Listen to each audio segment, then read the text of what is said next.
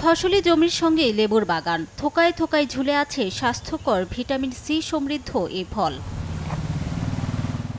টাঙ্গাইলের দেলদুয়ার, মির্জাপুর, সখীপুর, ঘাটাইল ও মধুপুর উপজেলার বিস্তীর্ণ এলাকায় এখন জনপ্রিয় হয়ে উঠেছে লেবু উৎপাদন। রমজান উপলক্ষে বর্তমানে বাজারে এই ফলটির চাহিদা সবচেয়ে বেশি।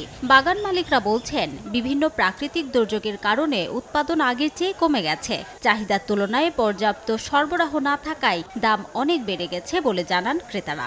চাষিরা যা উৎপাদন করছে সেটা অনুযায়ী আমাদের চাহিদা পূরণ হচ্ছে না, যার কারণে লেবুর দাম অটোমেটিক বেড়ে গেছে। গাছ থেকে সর্বনিম্ন 50 থেকে 60টা লেবু ছিঁড়ে গেছে। এখন দেখা গেছে একটা গাছ থেকে সর্বোচ্চ 5 থেকে 7টা লেবু ছিঁড়া যায়। চাহিদা মিটাইতে পারতেছি না, মোকামেও অনেক লেবুর চাহিদা থাকে, দিতে পারতাছি না, এই জন্য লেবুর দামটা অত্যাধিক বেশি। ক্রয় ক্ষমতার মধ্যে কেমনে থাকে, রোজার আগে কিনছি 20 টাকা কেজি, আর এই জায়গায় কেন লাগাইলে 140 টাকা কেজি। তবে অপরিপক্ক লেবু বাজারজাত বন্ধে প্রয়োজনীয় ব্যবস্থা নেওয়ার কথা জানায় কৃষি বিভাগ। কৃষি বিভাগ কৃষকদেরকে পরামর্শ দিয়ে যাচ্ছে যে লেবু যাতে পুরোপুরি পরিপক্ক হয়ে পরে বাজারে যাতে নিয়ে যায়, যাতে ক্রেতারা প্রতারিত না হয়। আমরা আশা করি যে কৃষকরা এই লাভবানের কারণে কিন্তু তারা পরবর্তীতে লেবু চাষে আরও আগ্রহী হবে। কৃষি বিভাগের তথ্য মতে টাঙ্গাইলে 2035 হেক্টর জমিতে লেবুর বাগান রয়েছে। চলতি মৌসুমে উৎপাদন লক্ষ্যমাত্রা নির্ধারণ করা হয়েছে 23,500 মেট্রিক টন।